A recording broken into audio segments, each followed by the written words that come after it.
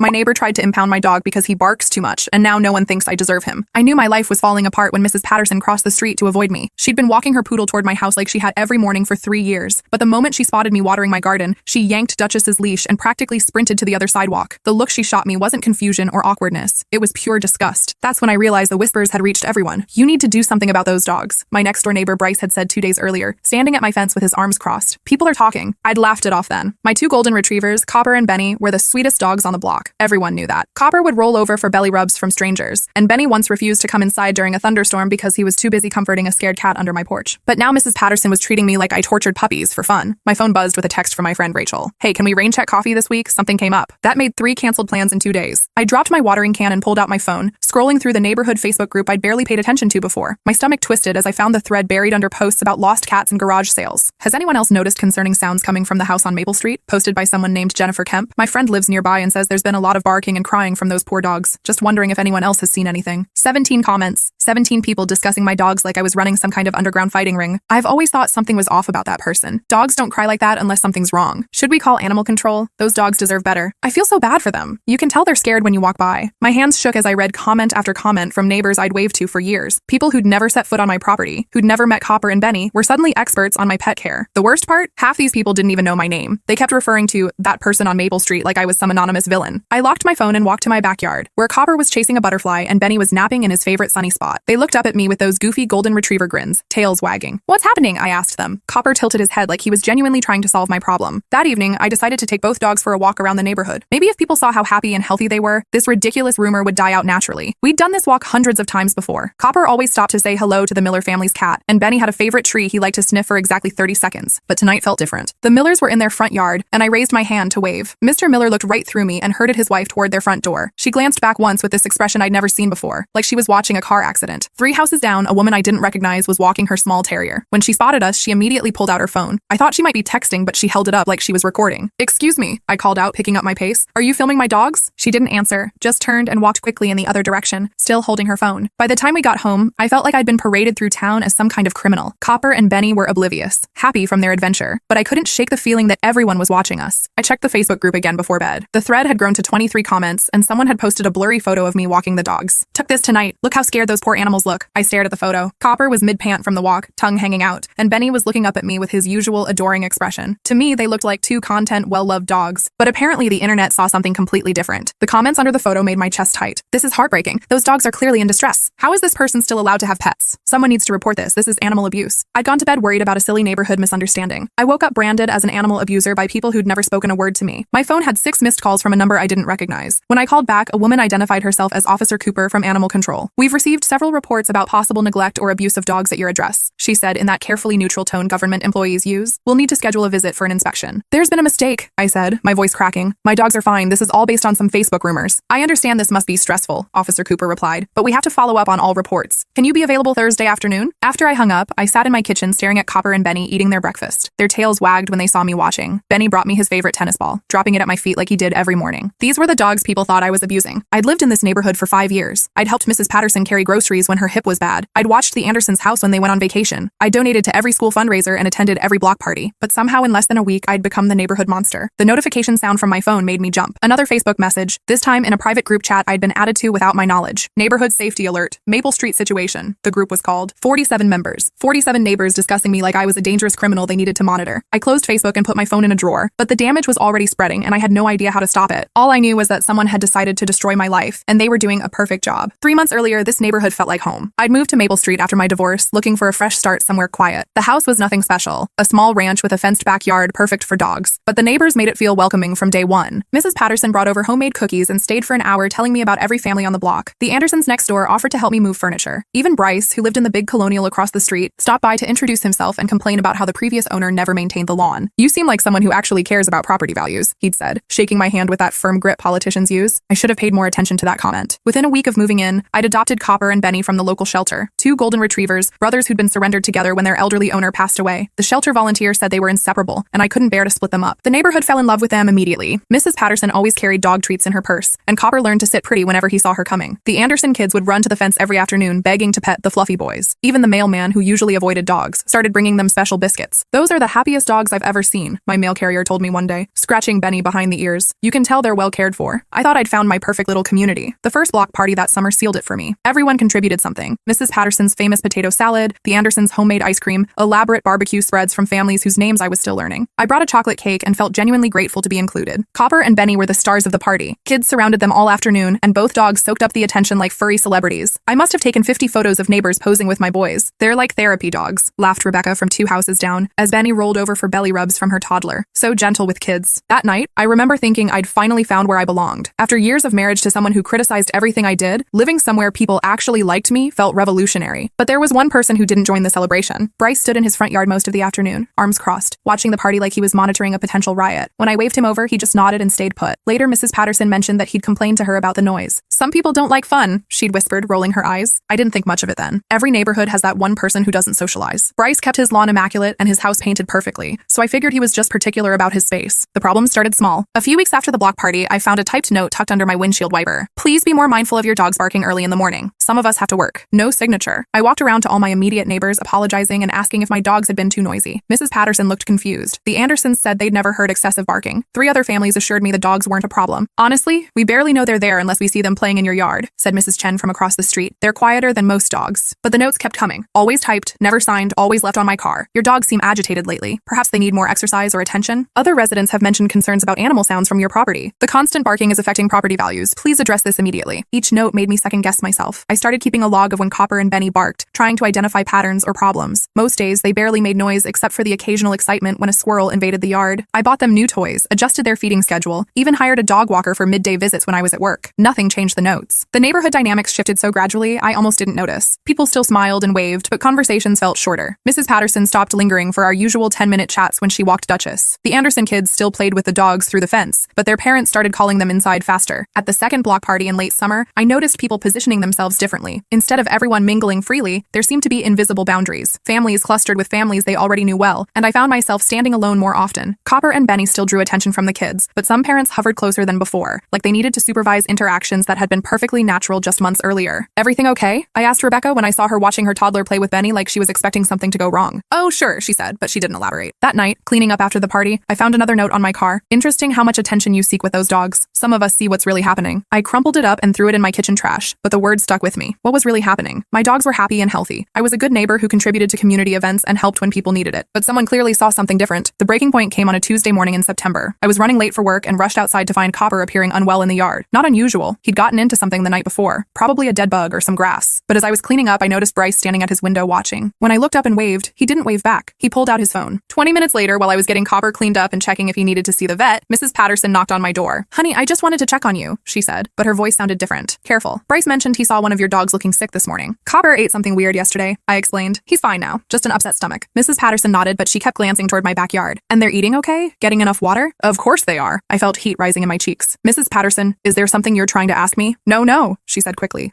Well, people talk, you know? And with all the concerns lately. What concerns? She looked uncomfortable. Maybe you should talk to Bryce. He seems to know more about what's been going on. After she left, I marched across the street and rang Bryce's doorbell. He answered like he'd been waiting for me. We need to talk, I said. Yes, he agreed. We do. Bryce's living room looked like a furniture showroom. Everything perfectly arranged, not a speck of dust anywhere. Family photos positioned at exact angles. He gestured for me to sit on a white couch that probably cost more than my car. I've been trying to handle this delicately, he said, settling into the chair across from me. But clearly, subtlety isn't working. Handle what exactly? He leaned forward with that concerned expression people use when they're about to ruin your day. Your dogs are suffering. Everyone can see it except you. That's ridiculous. My dogs are fine. Are they? Bryce pulled out his phone and started scrolling. I've been documenting incidents for weeks. Would you like to see? My stomach dropped. Documenting what incidents? He turned his phone toward me. A video of Copper in my backyard panting heavily after chasing a ball. Another clip of both dogs drinking from their water bowl. Look at how they're behaving, Bryce said. This one shows concerning patterns. I stared at him. Those are normal dog behaviors. Copper was playing fetch. Dogs pant when they exercise. They drink water when they're thirsty. That's not what I see. His voice had that patient tone adults use with children. I see animals in distress. You've been filming my dogs without permission? I've been documenting concerning behavior visible from public areas, he corrected. Someone needs to advocate for those animals. The way he said someone made it clear he saw himself as their savior and me as their captor. Bryce, this is insane. Ask anyone who knows Copper and Benny. They're happy, healthy dogs. I have asked people. He set his phone down carefully. Mrs. Patterson is concerned. The Andersons have noticed changes in their behavior. Even your mail carrier mentioned something to me about problems. Each name hit like a slap. These were people I trusted. People who'd seemed genuinely fond of my dogs just weeks earlier. When did you talk to them? When neighbors are worried about animal welfare, they reach out. Bryce's tone suggested this was perfectly normal. I've become something of a liaison for concerned residents. A liaison for what? For addressing the situation before it requires official intervention. I felt like I was in some alternate reality where caring for pets made you a criminal. What official intervention? expression. Well, that depends on you. Bryce stood up and walked to his window, looking out at my house. If you're willing to work with us on a solution, maybe we can resolve this privately. What kind of solution? He turned back to me with what I'm sure he thought was a reasonable expression. Find better homes for the dogs. Somewhere with more space, people with more experience handling animals with behavioral issues. My dogs don't have behavioral issues. The concerning patterns, the visible distress. There are no concerning patterns. My voice cracked with frustration. You're making this up. Bryce's expression shifted to something colder. I have video evidence. I have witness statements. I have documentation going back months. Documentation of what? Dogs being dogs? Documentation of a pattern of neglect that's escalating. He said it so matter-of-factly, like we were discussing weather patterns instead of accusations that could destroy my life. This is harassment, I said, standing up. You're harassing me. I'm protecting animals who can't protect themselves. Bryce walked to his front door and opened it. But if you're not willing to address this voluntarily, other people will have to get involved. I left his house shaking with anger and confusion. Everything he'd said was twisted, but he'd said it with such confidence. And if he'd really talked to my neighbors, if people I trusted were expressing concerns, maybe I was missing something. That night, I called my sister in California. He's gaslighting you, she said immediately after I explained the situation. This guy sounds like a control freak who's decided you don't belong in his perfect neighborhood. But what if he's right? What if I'm not seeing something wrong with the dogs? Are they eating? Yes. Playing? Yes. Happy to see you when you come home? Of course. Then this guy can shove his concerns where the sun doesn't shine. I laughed for the first time in weeks. But after we hung up, the doubt crept back in. My sister lived 3,000 miles away. She hadn't seen my dogs recently. What if there was something I was missing? The next morning brought a new escalation. I found a flyer tucked under my windshield wiper. Neighborhood watch meeting. Tonight 7 p.m. Community Center. Agenda. Addressing animal welfare concerns on Maple Street. My address was printed at the bottom. They were holding a meeting about my dogs. An official neighborhood meeting. I spent the day alternating between fury and panic. Should I go and defend myself? Should I ignore it and hope it would blow over? Should I call a lawyer? By 6:30, I decided I had to attend. If people were making decisions about my life, I needed to be in the room. The community center was fuller than I'd ever seen it. At least 30 people, including faces I recognized from block parties and dog walks. Mrs. Patterson sat in the front row, avoiding eye contact. The Andersons were there with their kids. Even families from streets I'd never visited had shown up. Bryce stood at the front like he was running for mayor. Thank you all for coming, he began. We're here because multiple residents have expressed concerns about animal welfare in our neighborhood. He gestured toward a presentation screen that showed a map of our area with my house marked in red. Over the past several months, I've received numerous reports of concerning incidents from this address. He clicked to a slide titled Documented Concerns. He didn't show specific details, but painted a picture of ongoing problems that made my blood run cold. Each vague reference was a distortion of normal events, but presented on an official-looking slide in front of 30 neighbors, it looked damning. I've tried to address this privately, Bryce continued, but the situation appears to be escalating. We have a responsibility to protect animals in our community. An older man I didn't recognize raised his hand. Have authorities been contacted? Animal control is scheduled to inspect the property this week, Bryce replied. But as a community, we can provide additional support to ensure proper care standards are met. That was news to me. Bryce somehow knew about the animal control visit before I'd even scheduled it. Mrs. Patterson finally looked at me, her expression torn between guilt and concern. Maybe we could help with dog walking or pet sitting. Sometimes people just need support. That's generous, Margaret, Bryce said smoothly. But this situation requires more structured intervention. He clicked to another slide. Proposed community action plan. The general framework made my vision blur. Daily check-ins, mandatory training classes, regular inspections, temporary placement options during an education period. They were planning to take my dogs away from me. This is insane, I said, standing up. My voice echoed in the suddenly quiet room. You're talking about my pets like I'm some kind of criminal. No one is attacking you personally, Bryce replied in that maddeningly calm voice. We're concerned about animal welfare. Based on what? Dogs drinking water? Dogs playing in their own yard? Based on documented patterns of concerning behavior. Lies. The word came out louder than I intended. These are lies, and everyone in this room knows it. I looked around at faces I'd shared barbecues with, people who'd pet my dogs and told me how well behaved they were. Now they stared at me like I was having a breakdown. Mrs. Patterson, you've known Copper and Benny for months. Have you ever seen them mistreated? She looked uncomfortable. Well, no, but what? Sometimes it's hard to see problems when you're close to a situation, Bryce interjected. That's why community oversight is important. Community oversight? I felt like I was losing my mind. You people are talking about stalking me. We're talking about protecting animals, said a woman I'd never met. If there's nothing wrong, you shouldn't object to oversight. The circular logic was suffocating. If I agreed to their monitoring, it meant I was admitting guilt. If I refused, it proved I had something to hide. I'm not agreeing to any of this, I said. You people need to mind your own business. The room erupted in uncomfortable murmurs. Someone near the back said, see? She's being defensive. Another voice. If she's got nothing to hide? I gathered my purse and walked toward the exit, but Bryce's voice followed me. The animal control inspection is scheduled for Thursday at 2 p.m. I'll be there as a community representative to ensure thoroughness. I turned back. You'll be there? As an advocate for the animals. As my neighbor who's been harassing me for months. As someone who cares about animal welfare more than personal feelings. Every eye in the room was on me, and I could see the judgment forming. The crazy dog lady who couldn't handle criticism. The defensive pet owner who put her comfort above animal safety. I left without another word. Outside in my car, I sat in the parking lot and watched people file out of the meeting. They clustered in small groups, talking in low voices and glancing toward my car, planning their next moves. Mrs. Patterson approached my passenger window and tapped gently. I rolled it down. Honey, she said, maybe you should consider what they're saying. Sometimes we can't see our own blind spots. Mrs. Patterson, you've been in my backyard. You've seen how I care for those dogs. I know you love them, she said carefully. But love isn't always enough. She walked away, and I realized that even the people who should have been my allies had been turned against me. Bryce had spent months building a case that painted my normal pet ownership as abuse. He'd documented ordinary dog behavior as evidence of neglect. He'd convinced an entire neighborhood that I was a threat to animals who adored me. And on Thursday, he'd be standing next to the animal control officer, pointing out every piece of evidence he'd collected. I drove drove home to find another note on my windshield. Last chance to do the right thing voluntarily. Inside, Copper and Benny greeted me like I'd been gone for years instead of 2 hours. They had no idea their entire world was about to be turned upside down by a man who'd never spoken a single word to them. That's when I decided to fight back. The first thing I did was install a security camera. I'd never needed one before. Our neighborhood was safe, and I trusted my neighbors. But if Bryce was filming my dogs and twisting normal behavior into evidence of abuse, I needed my own documentation. The camera arrived Wednesday morning, one day before the animal control inspection. I positioned it to cover my backyard where it could document normal activity. If he was going to keep watching my dogs, I'd be watching right back. The second thing I did was call my veterinarian. Dr. Patel, I need a favor, I said when she answered. Can you do a complete health assessment on both my dogs today? I need official documentation of their condition. Is everything all right? I explained the situation as calmly as possible. Dr. Patel had been treating Copper and Benny since I adopted them, and she knew them well. That's absolutely ridiculous, she said immediately. Those dogs are two of the healthiest, happiest animals I've ever treated. Bring them in at 3. 2 hours later, I had official veterinary records documenting that both dogs were in excellent health, properly vaccinated, and showed no signs of neglect, abuse, or distress. Dr. Patel even noted their ideal body weight and excellent dental condition. If anyone questions your pet care, she told me, have them call me directly. I'll be happy to explain what actual animal abuse looks like, and this isn't it. Armed with professional documentation, I spent Wednesday evening reviewing everything that had happened. I made a timeline of events, starting with the first anonymous note and ending with the community meeting. That's when I noticed the pattern. Every escalation had happened after I'd done something social in the neighborhood. The first note appeared after the block party where Copper and Benny were the center of attention. The concerns started after the second block party where kids spent hours playing with my dogs. Bryce hadn't developed animal welfare concerns. He'd developed jealousy. Thursday morning at 8 a.m., my new security camera caught something interesting. I was getting ready for work when I got a motion alert on my phone. The video showed Bryce walking along the property line between our houses. He glanced around, then tossed something over my fence into the backyard. I ran outside to see what he'd thrown. Lying in my yard was a raggedy toy, the kind of cheap, unsafe item that responsible pet owners avoid. It looked old and unsanitary. But here's the weird part. There was a piece of tape on it with my name written in block letters. I left the item exactly where it had landed and went back inside to save the security footage. Bryce had just planted evidence in my yard. But why? The answer came 3 hours later when Officer Cooper from Animal Control arrived for the inspection. We've received reports that you're not providing appropriate toys and enrichment for your animals, she said, reading from her clipboard. Neighbors have expressed concern about inadequate care. Actually, let me show you something first, I said, leading her to my backyard. The planted item was still lying in the grass. Officer Cooper frowned when she saw it. This is exactly the kind of unsafe item we see in neglect cases, she said. Choking hazards, unsanitary conditions. I agree completely, I interrupted. That's why I've never bought anything like that for my dogs. Someone threw it into my yard this morning. I showed her the security footage on my phone. Her expression changed as she watched Bryce plant the evidence. Well, that's interesting, she said quietly. The rest of the inspection went smoothly. Officer Cooper examined both dogs, reviewed their veterinary records, checked their food and water setup, and inspected their living conditions. She spent almost an hour being thorough. These animals are clearly well cared for, she concluded. Excellent body condition, proper vaccination records, clean living environment, appropriate food and water access. I see no evidence of neglect or abuse. What about the reports you received? Between you and me, we get a lot of calls from neighbors with personal disputes. Real animal abuse looks very different from this. She gestured around my yard where Copper and Benny were playing with their actual toys. Your dogs are obviously loved. Just as Officer Cooper was packing up, Bryce appeared at my fence. How did the inspection go? He asked, like he'd been timing his arrival. The animals are fine, Officer Cooper replied. No evidence of neglect or abuse. Bryce's confident expression faltered. Did you see the unsafe toys? The inadequate care conditions? I saw planted evidence, Officer Cooper said coolly. And I have video footage of who planted it. The color drained from Bryce's face. I don't know what you're talking about. The item with the owner's name taped to it? The one you threw into this yard this morning while you thought no one was watching? That's impossible. I was at work this morning. Officer Cooper looked at her watch. At 8 a.m. on a Thursday? Bryce opened his mouth, then closed it again. He'd just lied to a government official, and we all knew it. Mr. Whitman, Officer Cooper continued, filing false reports and fabricating support can carry legal consequences. I was trying to help those animals. You were trying to cause problems for your neighbor. There's a significant difference. After Officer Cooper left, I sat in my kitchen feeling vindicated but exhausted. I had proof that Bryce had filed false reports and planted evidence. I had veterinary records showing my dogs were healthy. I had security footage of his harassment. But I also knew this wasn't over. Bryce had spent months building his case against me. He wasn't going to give up just because one inspection didn't go his way. That evening, I got the break I'd been hoping for. A large manila envelope appeared in my mailbox with no return address. Inside were photocopies of what looked like official documents, incident reports, neighborhood complaints, and something that made my blood run cold. At the top of the stack was a letter addressed to the City Planning Commission with a disturbing proposal to create a neighborhood program that would give him power to remove pets from people's homes. The letter was signed by Bryce Whitman and dated 2 weeks ago. I read through it twice before the implications sank in. Bryce wasn't just trying to get my dogs taken away. He was trying to establish himself as some kind of neighborhood animal control authority, with legal backing from the city. The letter outlined vague concerns about multiple properties in the area and requested permission to create a volunteer program that could intervene in animal welfare situations before they require official action. But here's what made it evidence of fraud. The letter claimed to have unanimous neighborhood support and included a petition with 37 signatures. I recognized most of the names: Mrs. Patterson, the Andersons, families from streets I'd never visited. But looking closely, it was obvious many of the signatures were written in nearly identical handwriting. Bryce had clearly forged most of the signatures on his petition, but the smoking gun was at the bottom of the stack, a draft email that had somehow been printed and included with the other documents. The email revealed that he'd called me a target, admitted to building a false case, and revealed that this was all about establishing himself himself as some kind of unofficial authority figure in the neighborhood. But the most damning line was about resolving my case first. That proved this was never about animal welfare. It was about proving he could destroy someone's life and get away with it. The question was, who had sent me these documents? I examined the envelope more carefully. The postmark was local, dated yesterday. No return address, but there was a small coffee stain in the corner that looked deliberate. Then I noticed something else. The letter to the City Planning Commission had a header showing it had been printed from a computer at Riverside Public Library, Computer Station 7. Someone had intercepted Bryce's documents at the library, made copies, and mailed them to me anonymously. But who and why? I was about to find out that Bryce had made more enemies than just me. My phone buzzed with a text from an unknown number. Check your email. There's more. I ran to my computer and found a message from a temporary email account with no identifying information. The message revealed that I wasn't his first target. He tried this same campaign against the elderly man who lived in my house before me. Mr. Garrett had a small dog, and Bryce had spent months trying to get it removed through false animal welfare concerns. Mr. Garrett had moved away rather than fight it, but he'd kept all the documentation. When this person saw Bryce doing the same thing to me, they'd contacted Mr. Garrett and gotten copies of everything. The message ended with an offer to meet the next morning at the Coffee Bean on Main Street to share the rest of the evidence. I stared at the screen in shock. This wasn't just about me and my dogs. This was Bryce's pattern. He'd successfully driven at least one person out of the neighborhood using the same tactics, and he was planning to do it again. But this time he'd picked the wrong target, and apparently I wasn't the only one who'd figured that out. The woman sitting across from me at Coffee Bean looked like a librarian crossed with a detective, mid-50s, sharp eyes behind wire-rimmed glasses, and a folder thick enough to fill a drawer. "I'm Carol Brennan," she said, extending her hand. "I work at the library, and I've been watching Bryce's activities for 6 months. You're the one who sent me the documents?" "Among other things." She opened the folder and spread papers across our small table. "What I sent you was just the tip of the iceberg. The documents made my head spin. Printouts of emails, copies of forged petitions, photographs, and detailed logs of his visits to the library's computers. He's been using our public computers to avoid creating a digital trail on his home network," Carol explained. "But he didn't realize we keep usage logs and that some computers save documents temporarily." She showed me a timeline that made my situation look simple. Over the past 2 years, Bryce had targeted 6 different neighbors with harassment campaigns. Mr. Garrett and his dog were just the beginning. Mrs. Foster on Pine Street, he spread rumors she was running an illegal daycare because neighborhood kids liked playing in her yard. Carol pointed to a stack of documents. The Kowalski family on Oak, he reported them for suspicious activity because they received a lot of packages. Turns out the husband was battling cancer and getting medical supplies delivered. "How did you figure all this out?" "I started paying attention after Mr. Garrett came to me crying." Carol's voice hardened. "That sweet old man loved his little terrier more than anything in the world. When he moved away, he was heartbroken. He begged me to keep an eye out in case Bryce tried it again." She pulled out a photograph that made my stomach turn. It showed Bryce in the act of placing something in Mr. Garrett's yard while the elderly man was at a doctor's appointment. Same pattern every time. He creates false problems, builds fake cases, then presents himself as the reasonable neighborhood advocate trying to solve them. Carol leaned forward. "But you're the first person who fought back instead of just moving away. What do you want me to do with this?" "Expose him publicly in front of everyone he's manipulated." That afternoon, I sent an email to the neighborhood association requesting an emergency meeting. I claimed to have important information about recent community safety concerns that needed immediate attention. The president, a woman named Janet Pierce, agreed to schedule it for Saturday evening. I spent Friday night preparing my presentation. Security camera footage, veterinary records, the forged petition, Bryce's emails to the city, and Carol's documentation of his other victims. I organized everything to show exactly how he'd manufactured the case against me. But I also prepared for war. Bryce wasn't going to take this exposure quietly. Saturday evening, the community center was packed again. Word had spread about another neighborhood meeting, and people were curious about what new drama was unfolding. Bryce arrived early and positioned himself in the front row, looking confident and concerned. He nodded sympathetically at neighbors as they filed in, playing the role of the community advocate who'd reluctantly taken on a difficult situation. He had no idea what was coming. Janet called the meeting to order and turned the floor over to me. "I understand you have some important information to share with the community." I connected my laptop to the projector and faced the room full of neighbors who'd been convinced I was an animal abuser. 3 months ago, someone in this neighborhood decided to destroy my life, I began. "Tonight, you're going to find out who and why." The first slide showed a photo of Copper and Benny playing happily in our yard. "These are my dogs. Happy, healthy, well-cared-for animals who've never hurt anyone or caused any real problems." I clicked to the next slide. Officer Cooper's inspection report. "This is the official animal control assessment from this week. Quote, no evidence of neglect or abuse. Animals are clearly well cared for." Murmurs rippled through the crowd. I saw Mrs. Patterson look confused and the Andersons exchange glances. "But someone convinced many of you that I was abusing these animals. Tonight, you'll see exactly how that someone manufactured a completely false case." The next slide showed security camera footage of Bryce throwing the raggedy item into my yard. "This is my neighbor Bryce Whitman planting evidence on Thursday morning, 3 hours before the animal control inspection. Watch carefully." The room went dead silent as they watched Bryce clearly and deliberately toss the unsafe item over my fence. You could hear a pin drop when the video showed him looking around to make sure no one was watching. "That item had a piece of tape with my name on it," I continued. "It was meant to look like I was providing unsafe items for my dogs." I looked directly at Bryce. His confident expression had turned to stone, but his hands were gripping the arms of his chair. The next slide showed his email to the City Planning Commission. This is Bryce's email requesting authority to establish himself as neighborhood animal control. Note where he refers to me as his primary target and admits to building a false case to establish precedent. Someone in the back row gasped. I heard Janet mutter something under her breath. "But the most damning evidence is this." I clicked to the forged petition. Bryce submitted this to the city, claiming unanimous neighborhood support for his animal control program. The problem is, most of these signatures are fake. I zoomed in on sections where the handwriting was clearly identical across multiple names. Bryce forged signatures on this petition, including several people who aren't even residents of this neighborhood. The room erupted in angry voices. People were turning to look at Bryce and his face had gone completely pale. But wait, it gets gets worse. I clicked to Carol's timeline. This isn't the first time Bryce has done this. Over the past 2 years, he's targeted 6 different neighbors with similar harassment campaigns. I showed photos and documents from each case. Mrs. Foster, the Kowalski family, Mr. Garrett, all victims of Bryce's manufactured controversies. Mr. Garrett, the elderly man who lived in my house before me, was driven out of the neighborhood by the exact same tactics Bryce used on me. False reports, planted evidence, and a community convinced that this sweet old man was somehow a threat to his own dog. Mrs. Patterson stood up abruptly. This is outrageous. Bryce, is this true? All eyes turned to him. Bryce looked like a cornered animal. This is all taken out of context, he said, his voice shaky. I was trying to help the community address legitimate concerns. By forging signatures? Janet interrupted. By planting evidence? Those videos could be manipulated, Bryce said desperately. Technology these days. I clicked to another slide. The library computer logs showing every time Bryce had used public terminals to print documents and send emails. These are official library records showing exactly when you use their computers to avoid leaving digital trails on your home network. They match perfectly with all your harassment activities. Carol stood up from the back of the room. I can verify every one of those records. I've been documenting Mr. Whitman's activities for 6 months. Bryce's head snapped around to stare at Carol. You've been spying on me? I've been protecting this community from a manipulative predator, Carol replied calmly. The room exploded into chaos. People were shouting questions, demanding explanations, and arguing with each other. Janet banged her gavel repeatedly, trying to restore order. Through it all, Bryce sat frozen in his chair, watching his carefully constructed authority crumble in real time. Everyone please, Janet finally yelled. Let's hear what Mr. Whitman has to say in his own defense. Bryce stood up slowly, looking around the room at faces that had once trusted his judgment. The power dynamic had completely reversed. Now he was the one under scrutiny. I was trying to maintain neighborhood standards, he stammered. Sometimes that requires difficult decisions. Difficult decisions like framing innocent people? Someone called out. Like forging our signatures? Yelled another voice. Like driving an elderly man out of his home? Mrs. Patterson added, her voice shaking with anger. Bryce's composure finally cracked. You people have no idea how hard it is to maintain property values in this neighborhood. Do you want to live next to people who don't take care of their responsibilities? Do you want problem animals bringing down everyone's investment? Those dogs don't cause problems, the Andersons' father said. We live right next door and they're quieter than most. And there's nothing neglected about them, added Mrs. Chen. They're obviously loved and well cared for. You're all being manipulated, Bryce shouted, completely losing control. Can't you see that? One person shows you some documents and suddenly you forget months of legitimate concerns? Legitimate concerns? I stepped forward. You mean the concerns you manufactured? The evidence you planted? The signatures you forged? I did what needed to be done. Bryce was fully unhinged now. Sometimes the community needs strong leadership to address problems that weak people won't handle. The room went silent. In trying to defend himself, Bryce had just admitted to everything. Janet looked stunned. Mr. Whitman, are you confessing to filing false reports and forging signatures? Bryce seemed to realize what he'd just said. He looked around the room desperately, but every face showed disgust or anger. This meeting is over, he said, grabbing his jacket. You'll all regret this when property values start dropping. He stormed toward the exit, but Mrs. Patterson's voice stopped him. Bryce Whitman, you should be ashamed of yourself. That poor Mr. Garrett trusted you, and you destroyed his life for no reason except your own ego. Bryce turned back, his face twisted with rage. Mr. Garrett was weak. His dog was a nuisance. This neighborhood is better off without people like him. People like him? Carol stood up again. You mean people who mind their own business and don't try to control their neighbors' lives? I mean people who don't understand what it takes to maintain standards, Bryce shouted. And with that final outburst, he stormed out of the community center, leaving behind a room full of neighbors who finally understood exactly who he really was. The silence that followed was deafening. Then Janet cleared her throat. I think we owe our neighbor an apology, she said, looking at me. And we need to discuss what actions to take regarding Mr. Whitman's behavior. The apologies started immediately. Mrs. Patterson was the first to approach me after Janet adjourned the meeting. Tears in her eyes, she grabbed my hands and wouldn't let go. I am so sorry, she said. I should have trusted my own judgment instead of listening to gossip. Copper and Benny are wonderful dogs, and you're a wonderful owner. The Andersons were next with their kids in tow. Their youngest daughter hugged my legs and asked if she could still play with the fluffy boys through the fence. Of course you can, I told her. They've missed you. One by one, neighbors approached to apologize and share their own concerns about Bryce's behavior. Several admitted they'd felt uncomfortable with his pushiness, but hadn't known how to address it. He always made it sound like he was doing the right thing, said Mr. Chen, but something felt off about how he went about it. By the end of the evening, I had invitations to 3 barbecues, offers to help with dog walking, and promises that this kind of manipulation would never happen again in our neighborhood. But the real consequences for Bryce were just beginning. The next morning, Carol called to tell me she'd forwarded all her evidence to the police and the district attorney's office. Filing false police reports is a crime, she explained. So is forgery and harassment. The DA is very interested in the pattern of behavior you helped expose. 2 days later, Bryce received a visit from detectives. I watched from my kitchen window as they spent an hour at his house, taking photos and loading boxes of documents into their car. That afternoon, Janet called to inform me that the neighborhood association was pursuing a restraining order against Bryce and considering legal action for the forged petition. We also voted to establish new policies about harassment and false accusations, she said. No one wants to see this happen to anyone else. The City Planning Commission sent Bryce a formal letter revoking his application for Neighborhood Watch Authority and warning him about submitting fraudulent documents to government offices. But perhaps the most satisfying consequence was the social isolation. Within a week, Bryce's house became the one everyone avoided. No one waved when he checked his mail. No one included him in neighborhood activities. The power and influence he'd worked so hard to build evaporated overnight. Mrs. Patterson later told me she'd seen him outside one evening, trying to start a conversation with a neighbor walking their dog. The neighbor had simply turned around and walked the other way. He looked so confused, she said, like he couldn't understand why no one wanted to talk to him anymore. 3 weeks after the confrontation, I found out what happened to Mr. Garrett. Carol had tracked down his new address and sent him copies of everything we'd uncovered. He called me the next day, crying with relief. I knew I wasn't crazy, he said through tears. I knew my little buddy wasn't a problem dog, but when everyone everyone starts believing the same story about you, you begin to doubt yourself. Mr. Garrett had moved to a senior living community 2 hours away, where pets were welcome and he'd made new friends who appreciated both him and Buddy. I'm happier now, he assured me, but I'm so grateful you fought back. Maybe now other people won't go through what we did. That conversation made me realize something important. This hadn't just been about me and my dogs. It had been about standing up to bullying disguised as community service. A month after the exposure, Bryce put his house up for sale. I watched through my front window as the realtor's sign went up on his immaculate lawn. Part of me felt vindicated. Another part felt sad that it had come to this. But mostly I felt relieved. The harassment campaigns stopped completely. The anonymous notes disappeared. No more manufactured crises or fake evidence. The neighborhood settled back into the peaceful routine I'd originally fallen in love with. Copper and Benny became neighborhood celebrities in the best possible way. Kids lined up to pet them during our evening walks. Other dog owners started organizing playdate meetups in the local park. Mrs. Patterson resumed her daily visits, always carrying treats and staying for those long conversations I'd missed. The security camera I'd installed to catch Bryce's harassment became a source of entertainment. I started sharing funny footage of the dogs playing, Copper's dramatic reactions to squirrels, Benny's attempts to catch his own tail, both of them losing their minds with excitement whenever the mail truck arrived. Look at these vicious, abused animals, Mrs. Chen joked one day as we watched Benny roll around in my sprinkler, clearly having the time of his life. 6 months later, I got a call from Carol with an update. Bryce had pleaded guilty to filing false police reports and harassment charges. He received probation, community service, and a permanent restraining order, preventing him from contacting me or any of his other victims. The DA said your evidence was crucial, Carol told me. Without the security footage and those documents, it would have been much harder to prove the pattern of behavior. More importantly, Carol had been working with Mr. Garrett and the other victims to establish a support network for people dealing with neighborhood harassment. We're calling it the Community Truth Project, she explained. People can report suspicious patterns of complaints or manipulation campaigns before they escalate. The initiative had already helped 2 other neighborhoods identify and stop similar harassment schemes. As I write this, it's been a year since that nightmare began. My relationship with most neighbors is stronger than it was before the crisis. We've all learned to be more skeptical of manufactured outrage and more protective of each other's well-being. Copper and Benny are still the happiest dogs on the block. They have no idea they were ever at the center of a neighborhood controversy. To them, every day is just another opportunity to play, explore, and receive attention from their many human friends. The new family that moved into Bryce's old house has 2 cats and a vegetable garden. Their kids love playing with my dogs, and we've already started planning joint birthday parties for pets and children. Sometimes I think about what would have happened if I hadn't fought back. If I'd been like Mr. Garrett and just moved away to avoid the conflict, Bryce would still be targeting innocent neighbors, manufacturing crises, and positioning himself as the neighborhood authority. Other people would have lost their homes, their pets, or their peace of mind to feed one man's need for control. But I also think about the lesson I learned about community manipulation, how easy it is to weaponize people's good intentions, how quickly rumors can destroy trust that took years to build, how someone with enough confidence and persistence can convince rational people to believe almost anything. The experience taught me to trust my own judgment even when everyone else seems to disagree, to look for patterns instead of isolated incidents, to ask for evidence before accepting serious accusations, and to remember that the loudest voice in the room isn't always the most trustworthy. Most importantly, it taught me that fighting back against bullying, even sophisticated community-wide bullying, is worth the effort, not just for yourself, but for everyone else who might become a target. Every evening when I take Copper and Benny for their walk around the neighborhood, I see the life we've all built together. Kids playing in yards, neighbors chatting over fences, dogs running freely in the park. The community Bryce tried to control through fear and manipulation has become something better, a place where people look out for each other without trying to control each other. And when I see new families moving into the neighborhood, I make sure to welcome them properly, to let them know they're entering a community that values kindness over control, truth over rumors, and support over suspicion. Because everyone deserves to feel safe and welcome in their own neighborhood, even their dogs.